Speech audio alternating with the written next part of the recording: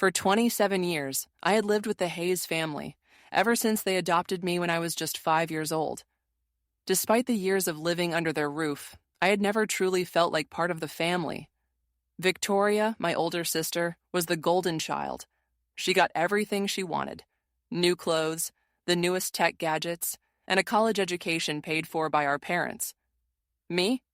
I wore hand-me-downs, worked odd jobs to pay for college, and was constantly reminded that I was lucky they took me in. Over the years, I learned to accept my role as the outsider, the adopted daughter who didn't quite belong. But it didn't stop the hurt. The family loved to play the "we rescued you" card whenever they felt like reminding me of my place. That evening was supposed to be a celebration of Victoria's recent business success. She had closed a huge deal, and our parents were beside themselves with pride. Kenneth, my brother, had been promoted at his bank, and of course, everything they had to say was a pat on the back for them. When I tried to join the conversation, to mention my recent project with a top-tier client, the conversation quickly turned back to Victoria's accomplishments. Every word they spoke about her felt like another nail in my coffin. I had to suppress my frustration, my desire to scream, to remind them I existed too. But I held it in, as I always did. And then, as if to make sure everyone in the room knew where I stood in this family hierarchy, Victoria did it. She announced loudly for the entire restaurant to hear, "Rachel, you can go find another table. This one's for family, not adopted girls." The laughter that followed felt like ice-cold daggers in my chest. My face burned as I stood there, clutching my purse tightly. I could feel the eyes of the other diners turning toward us, hearing the cruelty, the casual dismissal. I stood frozen, the smile I tried to force onto my face faltering as the seconds ticked by. "Oh, don't be so sensitive," my mom chimed in, brushing off the tension as if it were just another joke. My father, without looking up from his wine, muttered, "Rachel, sit down, don't make a scene." It wasn't new. This was their dynamic: ignore me, belittle me, pretend it was all just a joke. But this time, I couldn't ignore it. I couldn't sit there and act like it didn't hurt. I didn't respond. What was there to say? The waiter came by just then, placing a leather folder in front of me, the bill for the dinner. I stared at it, bewildered, until I saw the number, 3,370. It was everything they had ordered: wines, steaks, lobster, and desserts, all for their selfish indulgence. I opened my mouth to protest, to say I couldn't afford this. But Victoria's voice rang out again, sharp and sweet. "Oh, didn't we tell you? You're paying tonight. Consider it your contribution to the family, Rachel." The words stung, and my hands began to shake as I reached into my wallet, pulling out my credit card. I had never asked them for anything, but here I was, once again, paying for their extravagance while they treated me like I was nothing more than an obligation. I could feel their eyes on me, expecting me to pay, to prove that I was the good adopted daughter. The waiter whisked away my card, and I forced a smile, trying to choke back the tears that threatened to rise. The evening dragged on, a blur of empty conversation and hollow congratulations. My stomach churned, and every time I opened my mouth, they quickly shut me down, redirecting the conversation back to Victoria. No one noticed me. No one cared. But then, just as I was preparing to quietly retreat into myself, something unexpected happened. A voice cut through the chatter. "Just a moment, please." Everyone fell silent. It was Grandma Dorothy, my adoptive mother's mother, who had been quietly sitting at the far end of the table. Her presence was commanding, even in her age. At 78, her silver hair was perfectly styled, and her back was straight as a rod. She had always been different from the rest of the family. She had shown me kindness when no one else did, but now she was about to change everything. "Victoria, enough," she said, her voice calm but powerful. My sister rolled her eyes but stayed seated. My parents exchanged confused looks. "I've been watching this family for years," Grandma Dorothy continued, "watching how you treat Rachel, how you've always treated her." She paused, looking each of them in the eye, her gaze sharp, filled with disappointment. "I'm 78 years old, and I'm dying. But I can still see the truth, and I've decided to do something about it. My heart raced as I waited for what was coming next. I'd always known I wasn't truly a part of this family. I was the adopted one, the outsider, the one who didn't quite fit. For as long as I could remember, the Hayes family had been my world, my parents, my older brother Kenneth, and my sister Victoria. They were my family in name, but not in spirit. They never treated me like their own. They didn't make me feel loved, didn't make me feel wanted. They simply tolerated me, as if I were a charity case. My name is Rachel, and I'm 27 years old. I was adopted when I was 5, after my biological parents died in a car accident. I don't have many memories of them, just the sense of being loved, the sense of belonging that slipped away with their passing. My new family took me in, yes, but it didn't take long for me to realize that I didn't fit into the picture they painted of themselves. They had a perfect life. Victoria, the golden child, had it all: designer clothes, private school tuition, the best grades, and the respect of our parents. And then there was me. I wore hand-me-downs, worked through college on my own, and was constantly reminded that I was lucky to be a part of the family at all. It wasn't so bad at first. But as I got older, I started to notice the subtle ways they excluded me, the small jabs they would throw my way. Victoria was always the center of attention, always praised for the smallest of achievements. Meanwhile, I had to work twice as hard to get noticed, to prove that I was worthy of being called part of the family. But no matter how hard I tried, I was always made to feel like I didn't quite belong. I remember the first time my parents made it clear that I was nothing more than a project to them. It was my first year of college, and I was struggling to pay for tuition. I asked my parents for help, but they turned me down. "You need to be realistic, Rachel," my father, Gregory, said. "The real world isn't like Victoria's easy ride. You need to work for what you want." I swallowed the sting of his words, telling myself I had to make it on my own, just like I always had. But what stung more was when Victoria asked for a loan for her latest shopping spree, and they handed it to her without a second thought. That was when I realized the truth. I wasn't family. I was just the adopted kid they kept around to make them feel good about themselves. So, when the invitation for the family dinner arrived, I knew what to expect. It was supposed to be a celebration for Victoria, of course. She'd closed a huge business deal, and our parents couldn't stop talking about how proud they were of her. Kenneth, my brother, had just received a promotion at his bank. He too had their unwavering support. They were the real family, and I was just there to watch them live their perfect lives. But despite the bitterness that had settled deep within me, I showed up. I wanted to believe that maybe, just maybe, this time would be different. But it wasn't. The evening began with all the usual banter. Victoria bragged about her latest accomplishments, and Kenneth chimed in about his recent bonus. My parents beamed with pride, offering congratulations as if nothing had changed. But when I tried to mention my latest freelance project, something I was actually proud of, my mother, Patricia, immediately cut me off. "That's nice, dear," she said, her eyes already turning back to Kenneth. "Now tell us more about your promotion, Kenneth." I bit my tongue. I had to.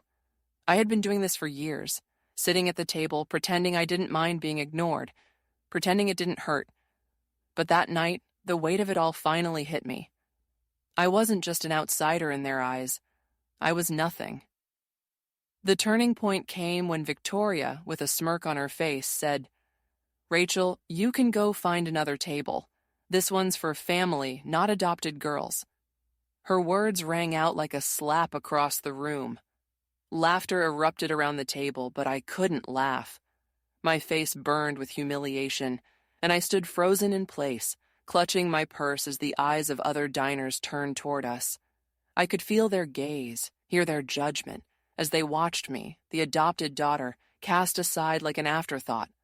I wanted to scream, to shout that I was more than this, more than their cruel joke, but all I could do was stand there, numb. "Oh, don't be so sensitive," my mother dismissed, waving her hand like it was nothing. "It's just a joke, Rachel. You know how Victoria is." I did know how Victoria was. She was the golden child who could do no wrong, the one who always got everything she wanted. And I was the one who had to fight for every scrap of attention and affection, the one who was always reminded of her place in this family, always reminded that she didn't belong. I sat down quietly, my hands trembling in my lap. The dinner dragged on, with conversation flowing around me like I wasn't even there. Victoria continued to boast about her achievements, her latest purchases, and her future plans. Kenneth talked about his promotion and the bonuses he expected. My parents chimed in with their endless praise, barely acknowledging me. It was as if I didn't even exist in their world.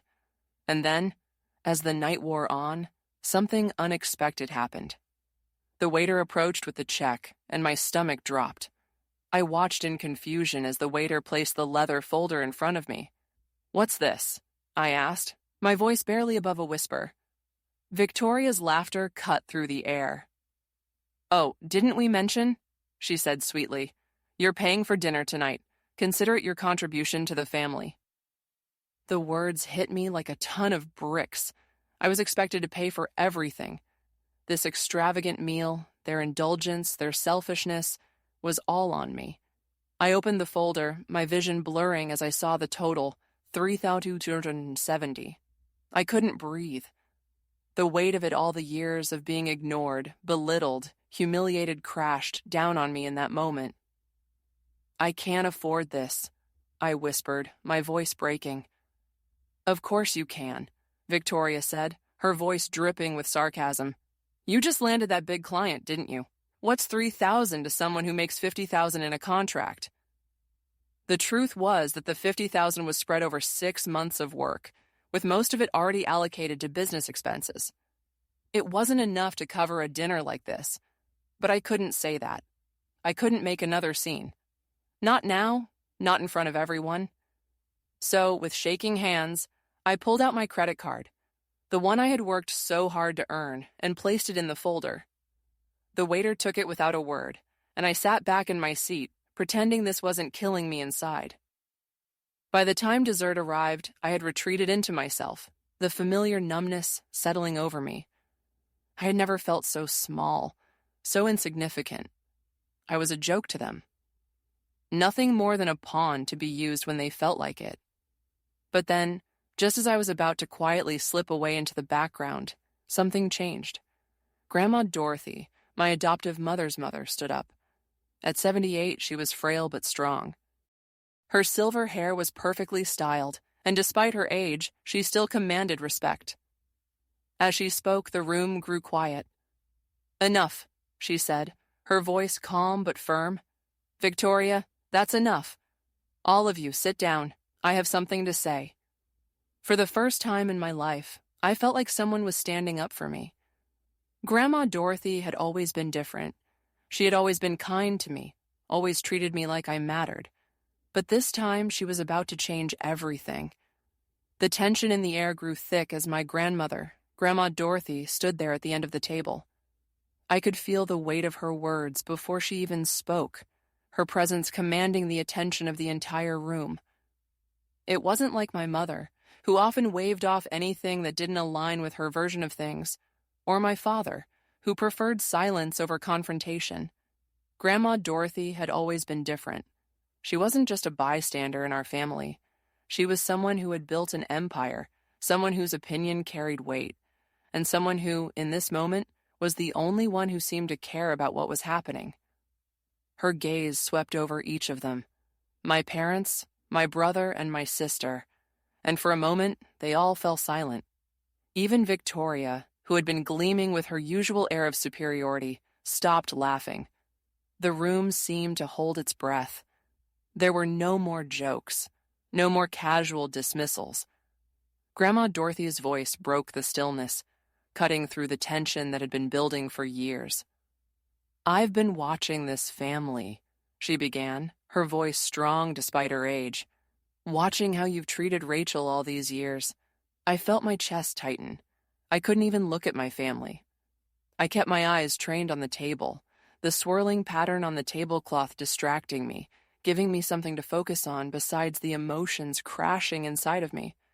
It had always been like this. I was always the subject of their jokes, their cruelty disguised as humor. But I didn't expect Grandma Dorothy to speak up like this. For so many years, she'd remained on the periphery of our family dynamics. She had never intervened directly in the small slights, the quiet exclusions, the constant dismissals.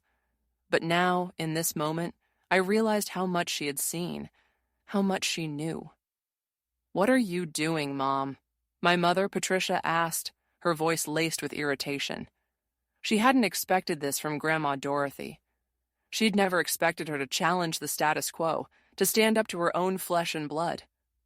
"We were just having fun," my mother added, trying to deflect, trying to dismiss everything Grandma Dorothy had just said. "No, Patricia," Grandma Dorothy replied sharply, her eyes locking onto my mother's. "It's not fun when you tear someone down for years, make them feel like they don't belong, make them feel like they're worthless. That's not fun. That's cruelty." I had never heard Grandma Dorothy speak like this, and I could feel a strange heat rising in my chest. It was the heat of something I hadn't felt in years, validation, a recognition of my worth. It was something I had never received from my parents, but in this moment, Grandma Dorothy was giving it to me. She was finally saying the things I had wanted to hear for years, the things I had longed for from the very people who should have loved me the most. But she wasn't stopping there. No, she had more to say, more truths to lay bare. "I've watched how you've treated Rachel," she continued, her voice growing colder, harder. "How you've all treated her like she's not part of this family, like she doesn't matter." Her gaze lingered on Victoria, who had begun shifting uncomfortably in her seat, her smugness faltering. "The way you humiliate her, the way you make her feel small, the way you've taken everything from her, and when she asked for help, you turned her down. How many times has she asked for a loan, a little support for her dreams? And how many times have you told her to be realistic while you hand over money for Victoria's shopping sprees?" My heart hammered in my chest as Grandma Dorothy's words hit their mark. I could see the shock on their faces, the way they fumbled for excuses, for reasons to explain away their actions. But there was nothing they could say, nothing that could excuse what they had done. "You took money meant for Rachel's care," Grandma Dorothy went on, her voice gaining strength. $750,000 that was supposed to provide for her upbringing, her education, her future. And what did you do with it? You used it for vacations, for fancy schools, for cars, for everything except the child you promised to care for. You spent it all on yourselves, and Rachel got nothing. I could feel the cold fury in her words, and it was as if every ounce of pain I had carried for years was finally being acknowledged, finally being seen. The weight I had always carried, the feeling that I was a second-class citizen in my own home, began to lift. I wasn't the only one who had been hurt. Grandma Dorothy had seen it all too. She knew. "This ends today," she said, her voice quiet but full of authority. "I have watched you all for too long, and I've seen what you've done, and I'm not going to sit back and let it continue any longer." The room was silent now. It was as though the very air had thickened with the gravity of what was being said. My family looked stunned, disoriented. They didn't know how to respond. Victoria, who had always been the queen of our family's dynamic, was no longer the center of attention. She was shrinking before my eyes, her bravado slipping as the truth unfolded around her. "We've given Rachel everything she needed," my father, Gregory, finally muttered, his voice weak. "We raised her." "Raised her?" Grandma Dorothy scoffed. "You barely raised her. You gave her hand-me-downs while you sent Victoria to private school. You told Rachel she wasn't good enough, that she needed to work harder for everything, while you handed Kenneth a brand new car at 16 and paid for his college. You didn't raise her. You used her." The words were like fire. I had always known the truth, but hearing it from Grandma Dorothy, hearing her speak with such conviction, made it real in a way I hadn't expected. It was as if the world I had built up in my mind about my parents, my false hope that maybe, one day, they'd love me the way I had always hoped, was being shattered before my very eyes. There was no room left for that fantasy. The truth was out. "You're right," I whispered, my voice small but steady. The room grew quieter as I spoke, the attention now turning to me. My family looked at me, confused, perhaps expecting me to lash out, to say something in defense of the years I had spent with them. But there was nothing to defend. You never gave me what I needed. You never gave me love. You gave me an obligation. Grandma Dorothy stood beside me, her hand gently resting on my shoulder, her touch grounding me. "Rachel is the one who's earned everything she has. She's worked hard, built a life for herself despite all of you, and I am proud of her." In that moment, I felt the weight of their expectations lift from my shoulders. I wasn't the problem. I wasn't the one who had failed. I had done my best with what I had, and Grandma Dorothy's words were a balm to a wound I had carried for too long. But what happened next would change everything. Grandma Dorothy turned to me, her eyes filled with something between sorrow and determination. "Rachel, I've made a decision," she said, her voice calm but unyielding. "I've watched this family destroy you, and I won't stand by any longer. You are the one who deserves everything, not them. You." And then she said the words that would set everything into motion. "I've changed my will. I'm leaving everything to Rachel." The silence that followed was deafening. My parents sat frozen, their expressions a mixture of disbelief and outrage. Victoria's face flushed red as the truth sank in. I could hear my father's breath catch as he processed what was happening. But it was too late. Grandma Dorothy had made her choice, and there was nothing they could do to change it. The truth had been laid bare, and the conflict, years in the making, had finally come to a head. The moment was like a tidal wave crashing down on everything I thought I knew. Grandma Dorothy's words echoed through the room, leaving behind a stunned silence that seemed to stretch on forever. I sat there, numb, not quite able to process what she had just said. She had changed her will, leaving everything to me. I wasn't sure if I had heard her correctly, if this was some cruel joke, or if the gravity of her words had truly settled into the air. But the faces around the table told me everything I needed to know. Victoria's expression, usually so smug and self-assured, was a mix of disbelief and pure rage. Her eyes flickered from Grandma Dorothy to me, a flash of confusion crossing her face as she tried to grasp what had just happened. My father, Gregory, sat frozen, his mouth slightly agape as if he had forgotten how to speak. My mother, Patricia, seemed to shrink, her eyes wide and glassy, her usual composed demeanor cracking under the weight of the truth. Kenneth, always the peacemaker, stared at his hands, visibly uncomfortable, as if he could feel the power shifting in the room. They didn't know how to react. They didn't know how to process the fact that, for the first time in their lives, they were being faced with the consequences of their actions. But I was still in shock, too. What did this mean? Was this really happening? Was Grandma Dorothy truly serious? The woman who had always been a silent observer, the one who had never directly intervened in my family's cruel treatment of me, was now taking a stand. She had seen through their facade, their manipulation, and for the first time, I felt like someone was finally speaking up for me in a way that mattered. Then, as if my grandmother's declaration wasn't enough, the waiter appeared again.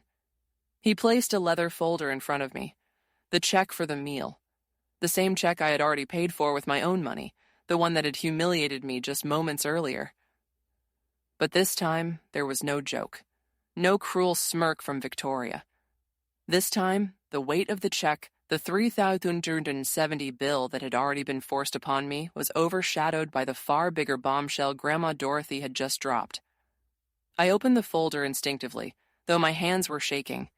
I felt the weight of the moment, the delicate thread that had held my life together for so long, tearing at the edges.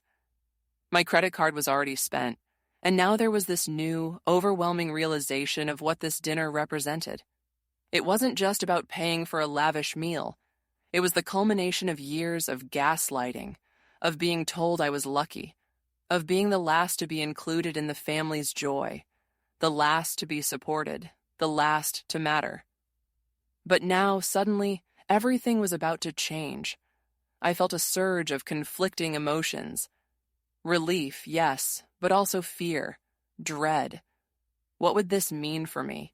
What would happen when my family found out that Grandma Dorothy had not only seen through their cruelty, but had made sure I was taken care of? There was no going back now. The moment had arrived. My mother, Patricia, was the first to recover from the shock. Her voice came out in a high, tight pitch, laced with disbelief. "You can't be serious," she snapped, her eyes narrowing. "You're changing your will because of a few comments, a joke, a little family teasing?" Her words made me sick. The audacity, the way she downplayed years of emotional abuse as if it were just a joke. A joke. That's what they had all told me my entire life. It was always just a joke. Always just teasing. But when the joke was on me, it never felt like humor. It felt like a dagger in my side, each remark digging deeper into the hurt I had carried for years. And now, in this very moment, Grandma Dorothy was making it clear that this family's treatment of me of a child they had adopted, a child they had promised to love, wasn't just something to brush off. It wasn't something to ignore or laugh away. "You've made Rachel feel less than human for years." Grandma Dorothy's voice cut through the tension, steady and cold. She didn't flinch, not even when my mother's face flushed red with anger. "You've humiliated her, excluded her, made her pay for the privilege of being part of this family." Her words fell like stones, heavy and deliberate. "You've made her feel like she's nothing. But I see her, and I will not allow this to continue." Victoria opened her mouth, but no words came out. She sputtered for a moment, trying to regain control, trying to maintain her grip on the family dynamic she had spent so many years cultivating. She was the perfect daughter, the perfect sister, the perfect everything. And now, for the first time in her life, she was no longer the center of attention. For the first time in her life, she was forced to face the reality of what this family had done, not just to me, but to Grandma Dorothy, too.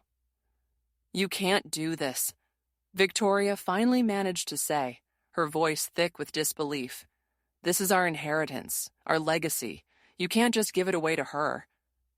"Oh, I can," Grandma Dorothy replied smoothly, "and I just have." She looked at me then, her expression softening. "Rachel, you've earned this. You've worked for everything you have. You've shown me nothing but integrity, kindness, and resilience, even when they tried to break you." I didn't know what to say. I was so overwhelmed, so raw from everything that had just happened. I had lived in their shadow for so long, pretending it didn't matter, pretending their cruelty didn't hurt. But here, in front of them, with Grandma Dorothy's unwavering support, I felt like maybe I didn't have to pretend anymore. My father, Gregory, finally found his voice, his words dripping with frustration and anger. "You can't be serious, Dorothy," he spat, his face twisted with emotion. "This is our family. You're tearing us apart for her?" "Your family?" Grandma Dorothy's voice was sharp now. "You've treated her like an outsider for years. I've watched it. And now I'm putting a stop to it." I wanted to say something, anything to defend myself. I wanted to scream that I wasn't asking for any of this, that I never wanted to cause a scene, never wanted to be the cause of their downfall. But I couldn't. The words stuck in my throat, choking me. What could I say? I had never asked for this, never asked for anything. All I had ever wanted was to feel like I belonged. But as the conversation raged around me, I realized something. I wasn't going to have to fight for my place in this family anymore. The truth was finally out. And then, just as I thought the storm had passed, Grandma Dorothy made one last declaration. "And just so you all know," she said, looking at each of them with a sharpness that made them squirm, "I've made sure that everything I'm leaving Rachel is legal. My lawyers have already prepared the necessary paperwork, and it's been notarized. The room fell silent. The weight of her words pressed down on us, and for the first time in years, I felt like I was no longer invisible. I wasn't just a token of charity. I wasn't just someone they could discard when they were done with me. In that moment, I realized that everything had changed. And as Grandma Dorothy stood beside me, I knew I wasn't alone anymore. The silence that followed Grandma Dorothy's declaration was suffocating. The air in the room seemed to thicken with tension, each of us trying to process what had just been said. I sat there, frozen, staring at the table, my mind struggling to catch up to the reality of what was unfolding. The enormity of Grandma Dorothy's words leaving everything to me had not fully sunk in. It was like something I had dreamed about for years, but never thought would actually happen. Not from them, not from this family that had made it so clear I was an outsider, that I was always the afterthought, the second choice. But now, with one decision, Grandma Dorothy had turned everything upside down. I didn't know whether to feel elated, angry, or terrified. I had never wanted this to be the catalyst. I had never asked for her fortune, never expected to inherit anything from her. All I had ever wanted was for someone to love me, to treat me like I mattered. But here we were, at the heart of something I had been silently dreading for years, a confrontation that was now spilling over into the open, revealing all the cracks in the facade of this perfect family. Grandma Dorothy wasn't just leaving me her wealth. She was stripping the veil from all of their lies, all their manipulations, exposing them for the world to see. As if reading my mind, Grandma Dorothy's voice broke through the stillness again. "Rachel, this isn't just about money," she said, her tone soft but resolute. "It's about what you deserve. You've been treated like a second-class citizen in your own home for far too long, and I'm not going to stand by and watch that happen anymore. Not to you." The sting of her words hit me harder than I anticipated. I had spent so many years pretending it didn't hurt, pretending I was fine, but now, hearing someone, especially someone like Grandma Dorothy, say it out loud, it all came rushing to the surface. It wasn't just the sting of the insults, the hurt of being excluded, of never feeling like I belonged. It was the cumulative weight of years spent under their roof, the constant reminders that I wasn't part of their family. It was the years of being ignored, of having my accomplishments overshadowed by Victoria's perfect life. And now, I was being given something I didn't know how to accept. Grandma Dorothy's words weren't just a gift. They were an act of defiance, a defiance against the years of abuse I had endured. And the more I thought about it, the more I realized she was right. I hadn't just been treated poorly. I'd been emotionally discarded, belittled, made to feel insignificant, like I didn't deserve to be part of their family. The betrayal of it all hit me like a hammer. The years of pent-up frustration and hurt breaking through the cracks I had tried so hard to keep sealed. But in that moment, something shifted in me. I no longer felt like I had to hide. I didn't have to pretend I was okay with the way they had treated me. For the first time in my life, I felt like I could stand tall and say, "Enough." The people I had hoped would love me, who I had hoped would one day see my worth, had failed me. And now, here was the opportunity to finally let go of the hope that they would change. They wouldn't. They never had, and they never would. It was in this silence, with the weight of Grandma Dorothy's words hanging in the air, that the turning point truly set in. Grandma Dorothy wasn't just speaking for me. She was speaking for everything I had ever wanted to say, everything I had ever kept hidden behind a mask of politeness and compliance. She was speaking for the little girl who had sat in her room crying, wondering why she wasn't enough. And now, I understood something I had never fully grasped before. This wasn't just about money. It was about dignity, about standing up for yourself when everyone else has refused to. It was about breaking free from the chains of being second best, from being treated like a token of charity.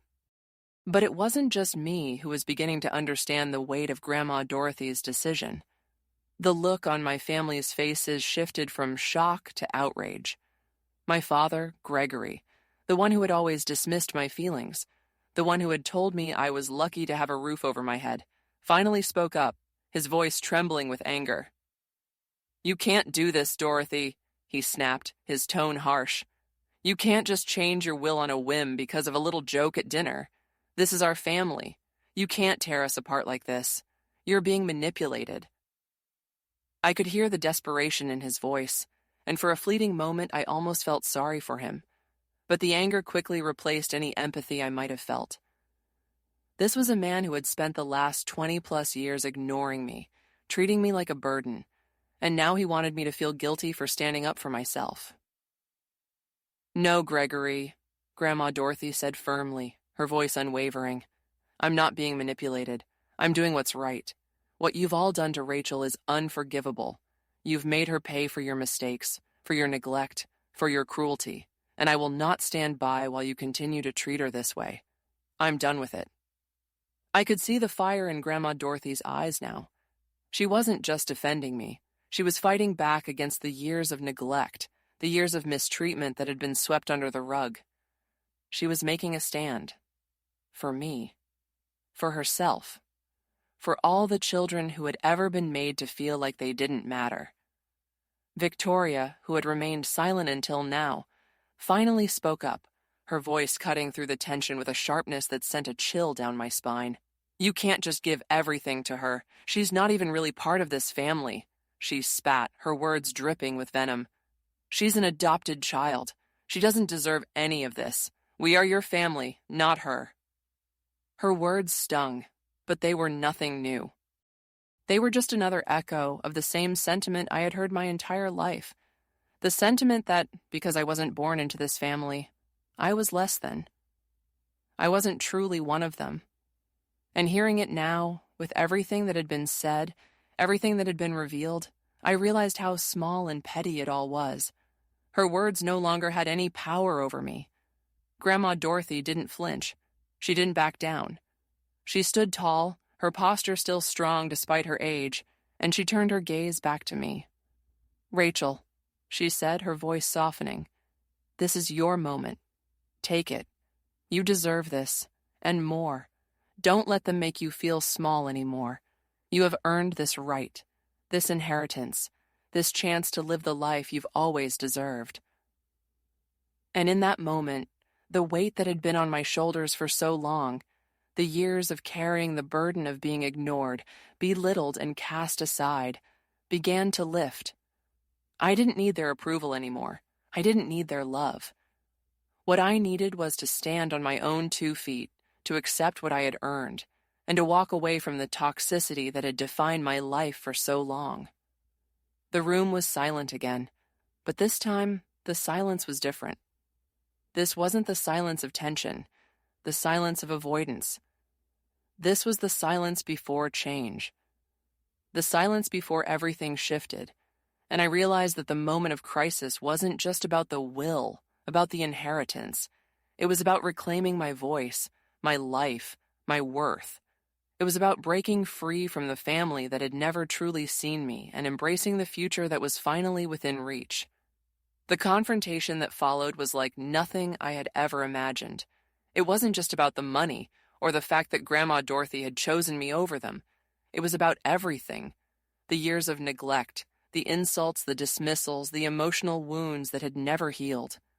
As the weight of Grandma Dorothy's decision began to sink in, my family's facade of civility shattered. The carefully constructed image they had worked so hard to maintain, that of a perfect, loving family, began to crumble piece by piece. I could see the anger and desperation bubbling to the surface in each of their eyes. This wasn't just about inheritance. It was about pride. It was about control. And it was about the realization that they could no longer hold power over me. Victoria, of course, was the first to break the silence. She was always the loudest, the one who had the most to say when things didn't go her way. Her eyes locked onto me, and for the first time I saw the flicker of vulnerability beneath her usual smugness. It only lasted for a second before she regained her composure, but it was enough to make me realize how shaken she truly was. "You can't be serious," she spat, her voice dripping with venom. "You can't just take everything from us and give it to her. She's not even really one of us. She's adopted. This is insane." Her words were like a slap in the face, and I could feel my blood boiling in response. For so long I had listened to her, taken her cruelty, and convinced myself that maybe I was just being too sensitive. But now, with the truth finally out in the open, it felt different. It wasn't just her words. It was the way she said them, the entitlement that dripped from her voice, the certainty that she deserved everything, that I didn't. I opened my mouth to respond, to say something, anything that would shut her down. But before I could speak, my father Gregory cut in. "This is ridiculous, Dorothy," he said, his voice shaking with a mixture of disbelief and anger. "You're making a mistake. We are family. We raised her. We gave her everything. And now you're turning on us? You can't do this. You don't understand what you're doing." There was a harshness in his tone that made my chest tighten. He had always been the one to dismiss me, to put me down without ever really understanding the depth of his words. The same man who had told me that I should be grateful for their scraps, the same man who had never bothered to ask me about my dreams or my life, was now pleading for fairness. Grandma Dorothy didn't flinch. "You didn't raise her," she said simply, her voice unwavering. "You gave her the bare minimum, and when she asked for more, you told her to be realistic. You made her feel like she was an inconvenience. You didn't raise her, you exploited her, and I will not stand by and let that continue. Not anymore." The room fell silent again, the weight of her words sinking in. For the first time, my father seemed lost for words. He shifted in his seat, unable to meet her gaze. Kenneth, my older brother, who had always tried to play the peacemaker, now spoke up. But even his voice was tinged with an edge I hadn't heard before. "Grandma, you don't know what you're doing. This is extreme. Rachel doesn't need all of this. We're family. We've been through so much together." His words were supposed to sound reasonable, but they fell flat. They felt empty. Because deep down, I knew what he was really saying. It wasn't about family. It wasn't about togetherness. It was about control. It was about keeping everything the way it had always been, where they had the power, where they got what they wanted, and where I was still just the adopted kid, the charity case. And then came my mother, Patricia. She had always been the queen of manipulation, the one who could make everything look like it was my fault, even when it wasn't. The one who would smile and pretend everything was fine, but behind that smile she had always held the power. And now, as the truth began to settle in, she too realized that she was losing that control. "You don't understand," she said, her voice trembling, but still trying to maintain that calm facade she always wore. "We took Rachel in when no one else would. We gave her a home, love. We gave her everything she needed. And now we're being punished for it?" There it was again, that same narrative, the same one that had been used for years to make me feel guilty for simply existing in their world. They had given me everything, and yet I had worked harder than any of them to build a life. I had fought for everything I had, alone. They never gave me anything but the bare minimum, and they had certainly never shown me love. Not the kind of love that actually makes someone feel valued, respected, and seen. "You didn't give me love," I said quietly, finally finding my voice. "You gave me charity. You gave me the bare minimum. You gave me enough to make it look like you were good people, but you never truly loved me. You never asked how I was doing. You never showed any interest in my life, my dreams. You always kept me at arm's length, always reminded me I didn't belong." My voice grew stronger with each word, and for the first time in my life, I wasn't afraid to say what I had always been too scared to admit. The truth was out, and I was done pretending. Done pretending to be grateful for a life that had never been my own. Done pretending that I was part of a family that had never treated me as one of their own. "This isn't about money, Mom," I continued, my heart racing. "This is about respect. This is about the fact that you never treated me like I mattered. This is about the years of emotional neglect. You never really saw me." Patricia's face twisted in shock, but there was something else there, something I had never seen before. Guilt. For the first time, She looked vulnerable. For the first time, she didn't have all the answers. She couldn't manipulate this situation, not anymore. Victoria, unable to control herself, snapped, "You can't do this, Rachel. You're playing the victim. You've always played the victim. You've always tried to make us feel guilty, but it's not going to work. You're nothing but a charity case, and we're done pretending we owe you anything." Her words stung, but I didn't flinch. I didn't need to defend myself anymore. I didn't need her approval. Not now.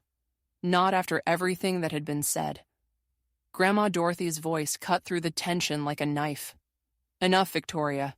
I won't stand by and let you continue to tear her down. You've done it for too long, and I won't let you do it anymore. Rachel deserves better. She always has." And just like that, the dynamic shifted. Grandma Dorothy had made her decision, and there was no turning back. My family could scream and shout, could try to manipulate and guilt me, but it was too late. The truth had come out. The years of emotional and financial abuse had been laid bare for everyone to see. For the first time in my life, I felt something I had never felt before: empowerment. I wasn't just the adopted girl anymore. I wasn't just the one who had to suffer in silence. I wasn't just the outsider, the charity case. I was someone who had been given the opportunity to take control of my own life. The confrontation was not just a battle over money. It was the moment when I realized I had finally broken free from the grip of a family that had never truly loved me. I was no longer bound to their expectations, their cruelty, or their neglect. I was free, and nothing they said or did could change that. The room was still charged with tension, the weight of Grandma Dorothy's words hanging in the air like an oppressive fog. My family's faces twisted in disbelief, anger, and desperation. But in that moment, something in me clicked. The pieces of the puzzle that had been scattered for so long began to fall into place. The veil of denial, which I had been living behind for years, finally lifted. And with it came a flood of revelation, a truth I had always known deep down, but had never fully allowed myself to accept. My family wasn't just dysfunctional or neglectful. They were manipulative, self-serving, and cruel in ways I had never imagined. They had used me for their own gain, and now they were trying to justify their actions to preserve their hold over me. I sat there, my eyes scanning the faces around me, and I realized I wasn't looking at my family anymore. I wasn't looking at the people I had once hoped would love me. What I saw now were strangers. Strangers who wore the masks of parents, siblings, and relatives, but who, at their core, had never truly cared for me. It started with my mother, Patricia. I had always known she didn't have a natural affection for me, not in the way a mother should. But now, as I listened to her defend herself, as I watched her face twist in anger and guilt, I realized that the love she had given me, if it could even be called that, had always been conditional. It was never truly about me. It had always been about her need to maintain control, to keep up the appearance of being the perfect mother while getting whatever she could out of me, even if it was just a silent reminder that she was the one in charge. "You don't understand," she repeated, her voice more shrill now, her eyes wide with panic. "We took you in when you had no one else. We gave you a home. We gave you everything. We loved you, Rachel." Her words were empty. I could hear the desperation in her voice, the attempt to convince herself as much as me. She wanted to believe that everything she had done was enough, that I should have been grateful for the scraps they had given me. But I wasn't grateful anymore. I wasn't even angry. I was just exhausted. Exhausted from the lies. Exhausted from being made to feel like an ungrateful burden every time I asked for more than just the bare minimum. "You loved me?" I said, my voice calm, almost detached. "If you loved me, why did you make me feel like I didn't belong? Why did you push me aside while giving Victoria everything? Why did you tell me I should be lucky to be here while you handed Kenneth a new car at 16 and sent him to a private school? What about me? I worked 3 jobs just to pay for community college. I did everything you asked, and I still got nothing." My voice was steady now, but every word felt like it was ripping away the last remnants of the illusion I had been holding on to. My mother's face turned pale as the realization hit her. The truth was inescapable. She couldn't deny it anymore. But even in that moment, I saw it, the familiar glint of entitlement in her eyes. She wasn't sorry. Not really. She was sorry she was being caught. Sorry that her perfect world was starting to crumble. My father, Gregory, who had always been the silent partner in all of this, now opened his mouth, but his voice was thick with defensiveness. "You don't understand, Rachel," he said, his words almost pleading. "We did what we had to do. It wasn't easy raising you. You were. Difficult. We had to be tough on you. We did it for your own good. You don't realize how much we sacrificed." Sacrifice. The word hung in the air like a bad joke. They had never sacrificed anything for me, not once. They had spent the money meant for my care on themselves, on vacations and luxury items, on making their own lives better while I scraped by. The $750,000 meant for my future, my education, my well-being was never spent on me. It was spent on Victoria's private tuition, Kenneth's expensive college education, and their lavish lifestyles. I turned to my father, my eyes narrowing. "You sacrificed?" I repeated. "What did you sacrifice, Dad?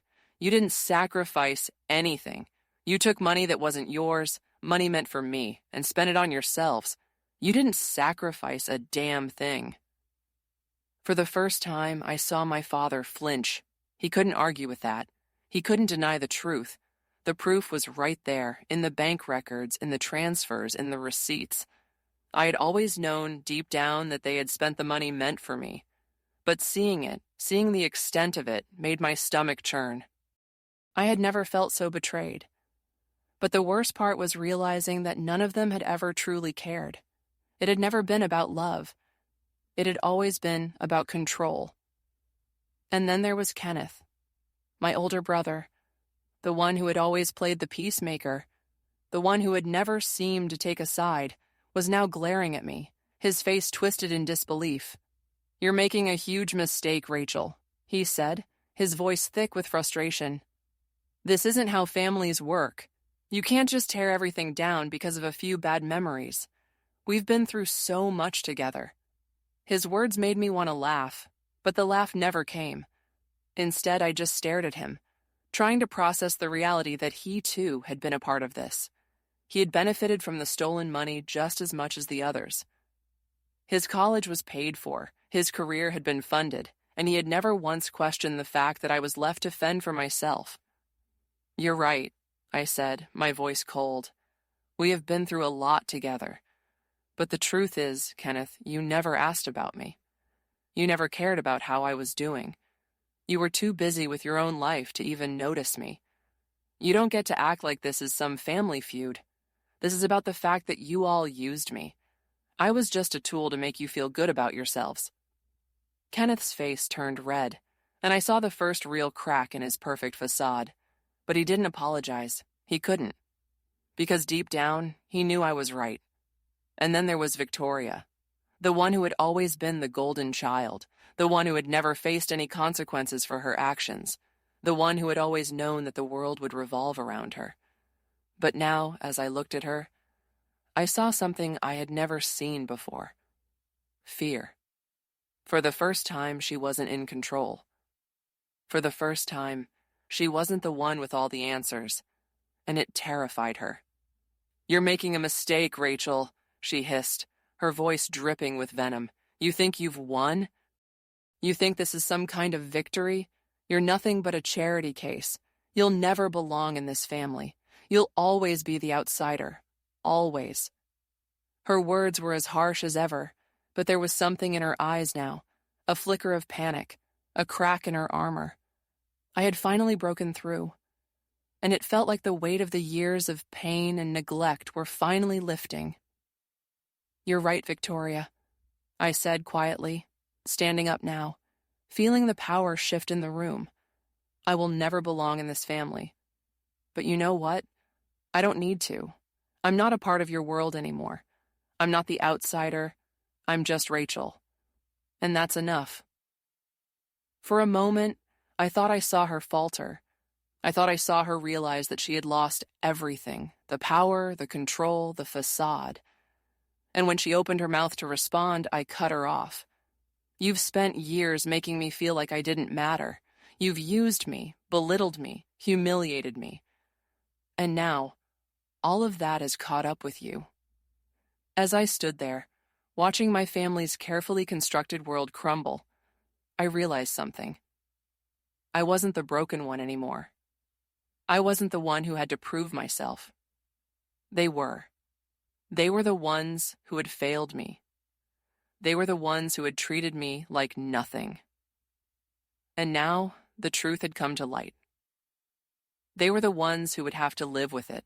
The legal battle that followed Grandma Dorothy's will change wasn't just a fight over money. It became a war for my dignity, my place in the world, and my very sense of self. The moment I thought I had reclaimed my life, I was thrust into a new kind of battle, a battle where the family I had always tried to make peace with now saw me as their enemy. It wasn't about the inheritance anymore. It was about power, control, and the destruction of the family's perfect image. My family, desperate to cling to their version of reality, immediately began to contest the will. But what they didn't anticipate was how prepared Grandma Dorothy was and how unrelenting I would be. I had never imagined that the family, whom I had hoped would one day come to their senses, would be capable of such manipulation. My father and mother, especially, who had once dismissed every aspect of my life, now saw the will as a personal betrayal. They rallied behind their children, believing they could convince the court that this was a hasty, emotionally driven decision.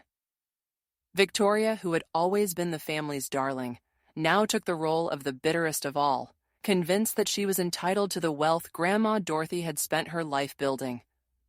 Grandma Dorothy's lawyers immediately stepped into action, working tirelessly to ensure the will was ironclad. The strength of the documentation was undeniable.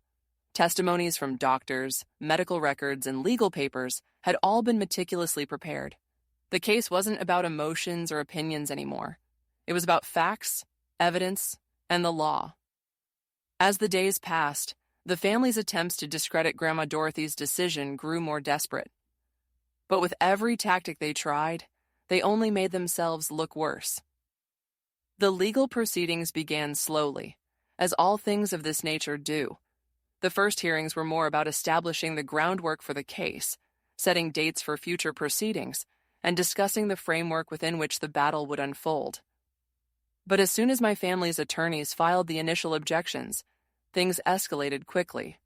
My parents, who had once been passive in their treatment of me, now became the aggressors, trying to claw back whatever power they had lost. Their argument was simple. Grandma Dorothy was of sound mind when she made the decision to leave me everything, but the stress of her illness had caused her judgment to waver. They accused me of taking advantage of her, of manipulating her while she was in the final stages of her battle with pancreatic cancer. It was a claim so outrageous that it felt surreal. These were the same people who had always made me feel like I was an inconvenience, and now they were trying to paint me as some kind of manipulative mastermind. I couldn't let this go unnoticed. I refused to be the victim in their eyes any longer. I hired my own attorney, Walter, who had been working with Grandma Dorothy for years and knew her wishes inside and out. He was calm, methodical, and relentless in his pursuit of truth. He took every piece of evidence my family tried to twist and turned it back on them. His strategy was brilliant. Instead of responding to their baseless claims with emotion, he methodically laid out the facts. The family's mistreatment of me over the years was well documented. The stolen trust funds meant for my care money that should have been spent on my education, my well-being, were now the centerpiece of the case. Walter brought in testimony from business associates who had worked closely with Grandma Dorothy, detailing how she had always been of sound mind, never wavering in her decisions, even as her health declined. The court soon began to see the glaring difference between the stories my family tried to tell and the cold, hard facts that Walter and Grandma Dorothy's lawyers presented. As the case progressed, it became clear that the family was growing more desperate with every passing day. My parents tried to paint me as a gold digger, someone who was only interested in Grandma Dorothy's wealth. They attempted to discredit my achievements, insinuating that I had somehow used my relationship with Grandma Dorothy to further my own ambitions. They couldn't understand that my success was built on my own work, my own determination. They couldn't accept that, despite their neglect, I had built a business from the ground up without their help or their support. But no matter how hard they tried, their accusations fell flat. The more they fought, the more they exposed their own flaws, their greed, and their unwillingness to accept the truth. Then, there was the press. The media caught wind of the battle, and the story took on a life of its own. The headlines read like a soap opera: "Billionaire grandmother disinherits family in favor of adopted granddaughter," and "Family feuds over fortune. Adopted child catches big break." The press, always looking for a sensational angle, loved the drama.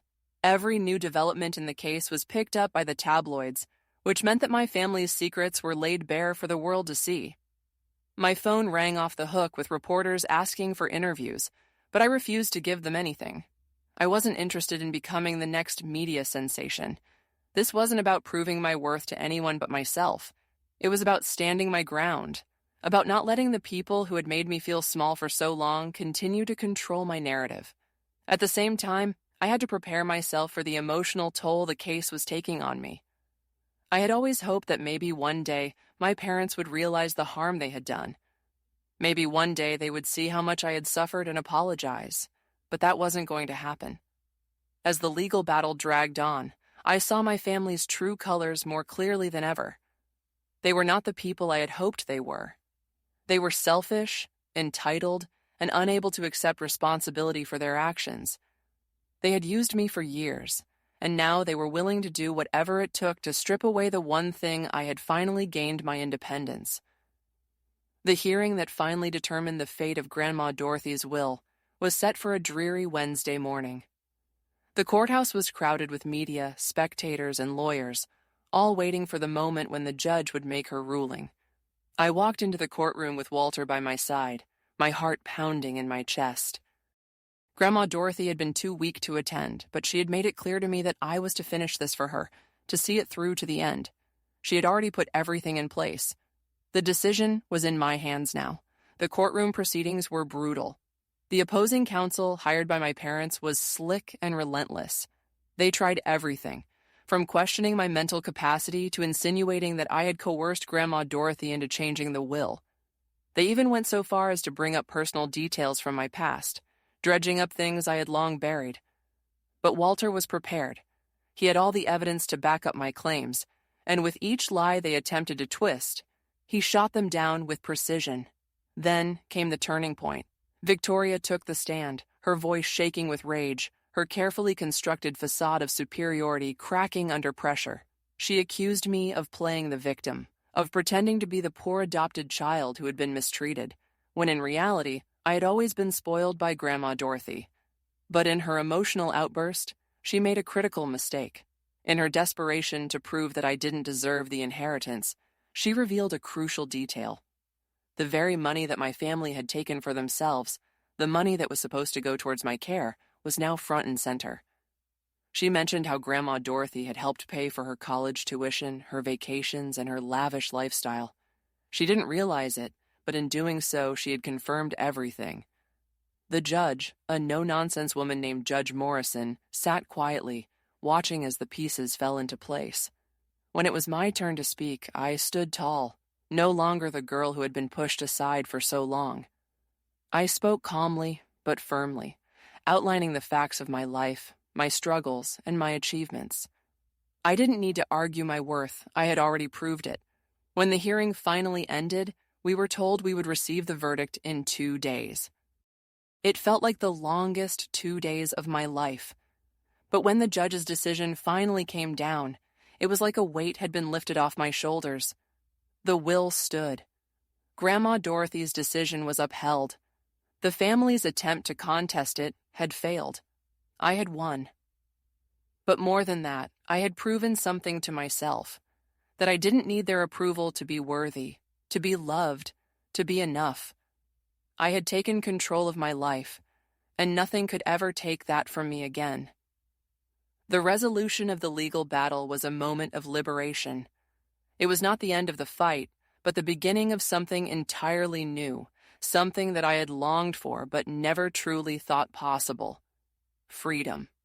The ruling came down in my favor, as expected, but it wasn't just the wealth or the inheritance that mattered. The real victory was in what I had reclaimed: the power to define my own future, the right to choose my path without the weight of my family's cruelty holding me back. As the legal battle ended, I realized I was no longer just the adopted daughter, the outsider who had always been pushed to the edges of the family. I was someone with control over her own destiny, someone who had found her voice in the midst of a storm that had threatened to swallow her whole. In the days following the ruling, the media frenzy intensified. The story of Grandma Dorothy's decision, my family's contesting of the will, and the final court battle spread across newspapers, social media, and news outlets.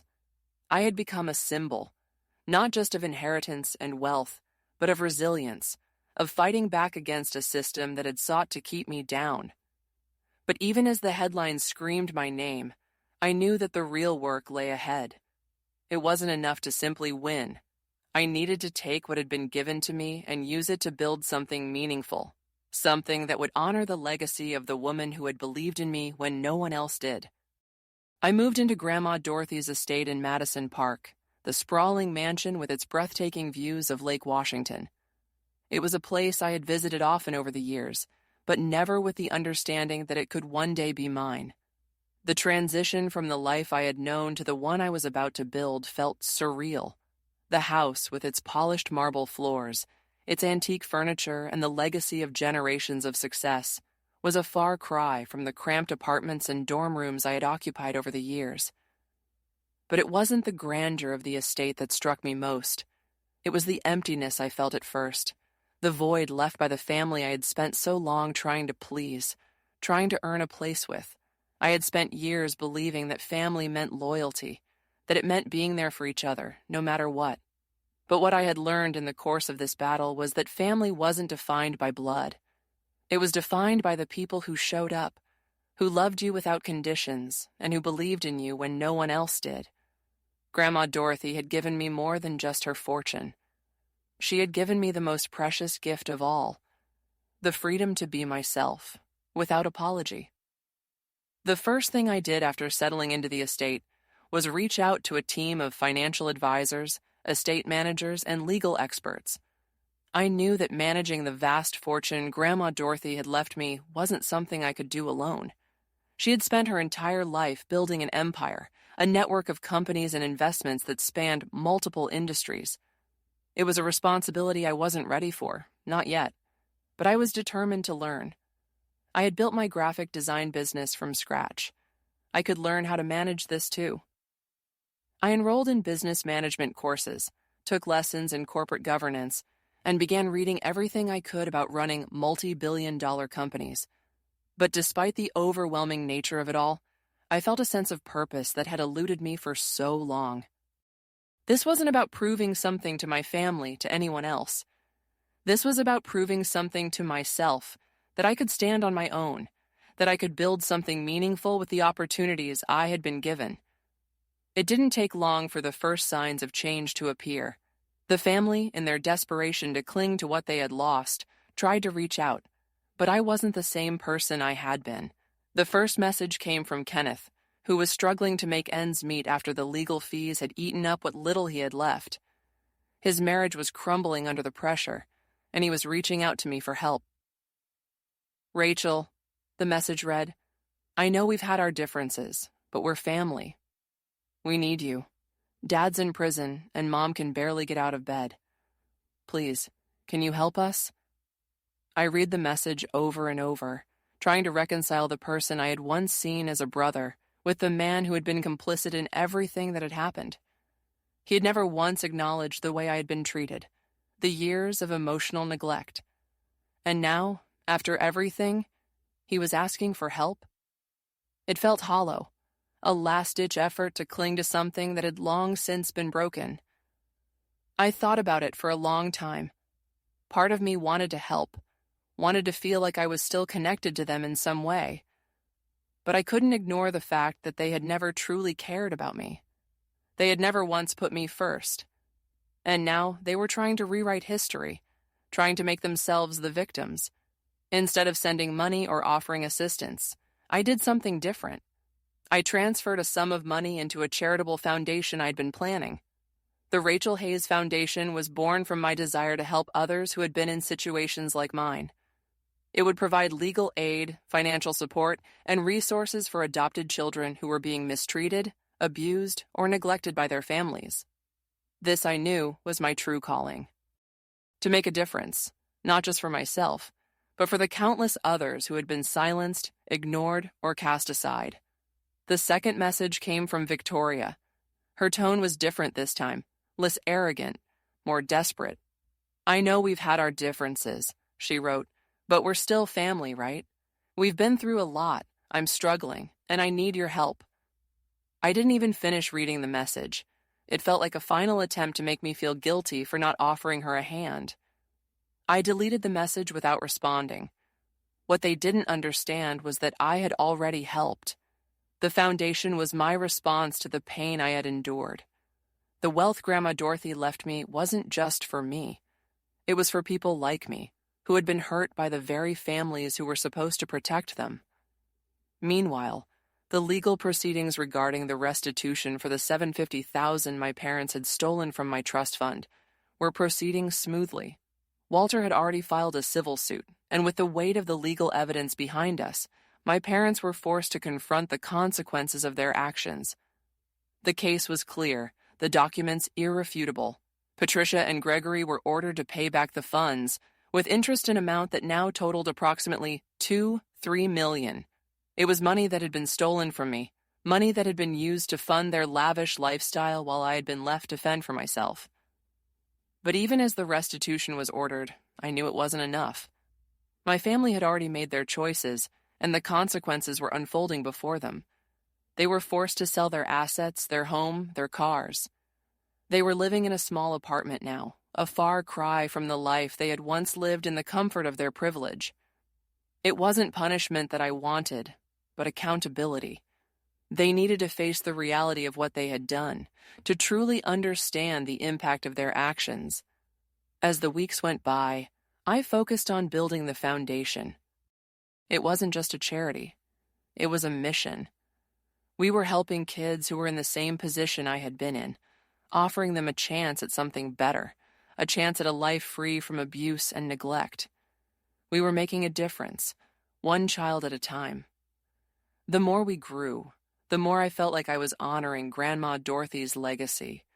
The family's downfall continued to unfold in front of the public eye. Victoria's failed business ventures, Kenneth's bankruptcy, and my parents' public humiliation were all part of the fallout. It was almost poetic in a way. They had built their lives on a foundation of greed, entitlement, and cruelty, and now it was all crumbling beneath them. Their power, their status, their wealth, all of it had been based on lies. And now the truth was out. But for me, the journey was only beginning. I wasn't interested in watching them fall. I was interested in building something real. With each day that passed, with each new initiative the foundation launched, I felt a deeper sense of peace. I was no longer defined by my past, by the family that had rejected me. I was creating something lasting, something meaningful. And with every life we helped, I knew that I had finally found my place in the world, not as an adopted child, not as an outsider, but as Rachel, the woman who had survived and thrived. The legacy of my family would be defined by their choices, and the legacy of Grandma Dorothy would be defined by mine. And for the first time in my life, I was exactly where I was meant to be. As the months passed and the dust settled from the legal battle, a sense of calm began to take root in my life. The victory, though hard fought, was no longer the central focus. It was no longer about proving I was worthy of the inheritance, nor was it about showing my family what they had done to me. It wasn't about revenge or about the fleeting satisfaction of watching them pay for their sins. No, The true reward, the real lesson, was something far deeper. The victory was in the understanding that I had finally taken control of my own life. I had chosen my own path, not just for the first time in a legal sense, but in every way that mattered. I had found my voice. For so many years, I had lived under the crushing weight of my family's expectations and their cruelty. I had been conditioned to believe that I was lucky to be a part of their world, that their treatment of me was something I should accept with gratitude. I had spent years trying to prove my worth, striving for their approval, hoping one day they would see me as more than just the adopted child, the charity case. But what I had failed to realize, until the very end, was that their approval didn't matter. What truly mattered was finding my own worth, my own purpose, independent of the people who had never truly seen me for who I was. When I had first walked into that courtroom, I was still clinging to the hope that maybe, just maybe, I could restore some semblance of the family I had once dreamed of. I thought that if I just proved my point, if I could show them the truth, they might finally acknowledge the pain they had caused me. But the truth was, as the case went on, I realized something even more profound. I didn't need them anymore. I didn't need their recognition, their apology, or their love. I had already built a life for myself, a life that was mine, a life that didn't rely on the approval or validation of the people who had turned their backs on me. I had survived without them. I had thrived without them. And that was something they could never take from me. The moral of my story wasn't about the wealth or the inheritance. It wasn't about getting revenge on my family for the years of neglect. It was about realizing that my worth had never been tied to what they thought of me. My worth was something that came from within, from the strength I had cultivated over the years of hardship, from the resilience I had shown despite the odds. The real victory wasn't about money or material things. It was about reclaiming my power, reclaiming my sense of self, and refusing to let the mistakes of my past define who I was. Looking back, I could see the moments when I had been blind to the truth. There were times when I had convinced myself that if I just worked hard enough, if I just did more, they would finally see me. I thought that if I achieved something impressive, if I built my business, or if I excelled in my career, they would finally recognize me as their equal, as their family. But the harsh reality was that no matter what I achieved, it would never be enough for them. The truth was they didn't see me as an equal. They saw me as a tool, a means to their own selfish ends. Their love, their affection had always been conditional. It was never about who I was or what I had to offer. It was about what they could gain from me. And that was a bitter pill to swallow.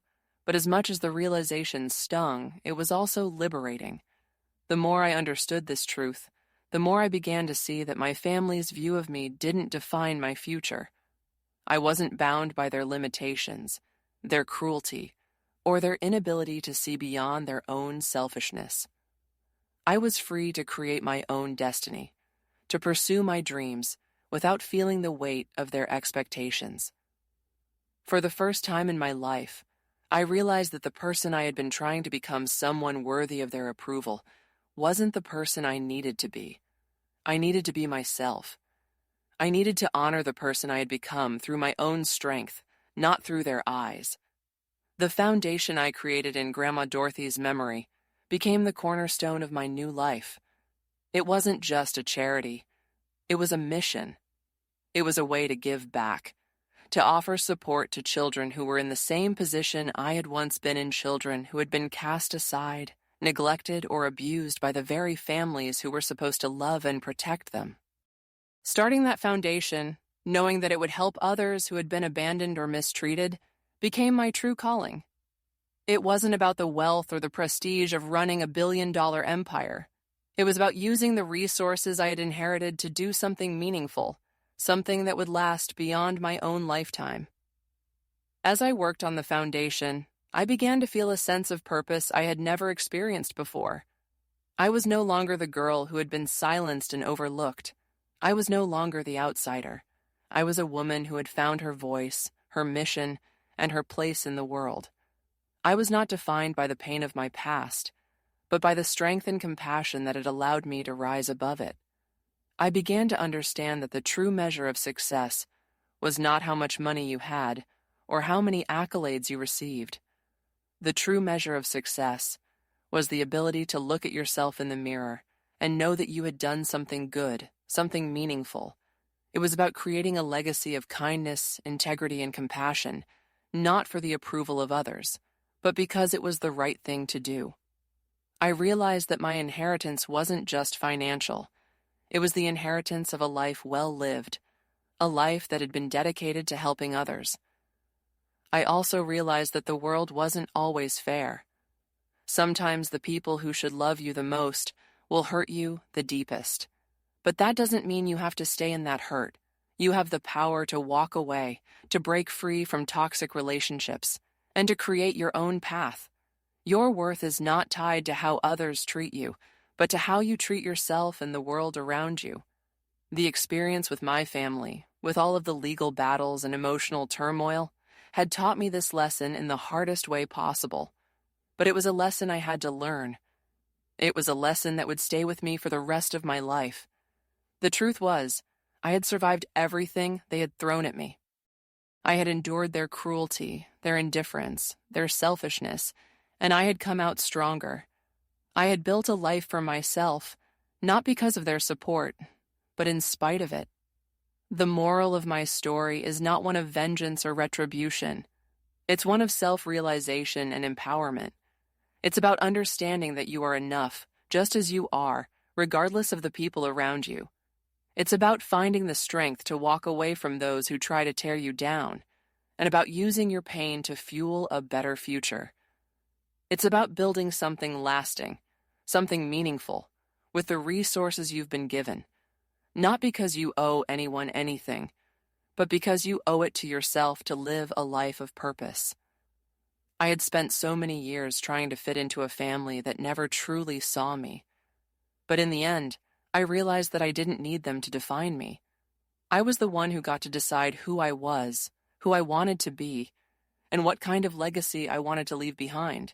And that in itself was the greatest victory of all.